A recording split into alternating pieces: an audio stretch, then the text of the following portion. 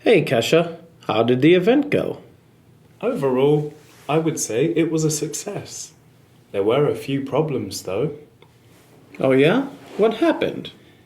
The main musician was supposed to arrive half an hour before his performance, but he was late. He turned up just before he was supposed to perform.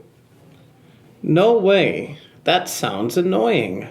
It was stressful. I almost had to ask the DJ to play for another hour.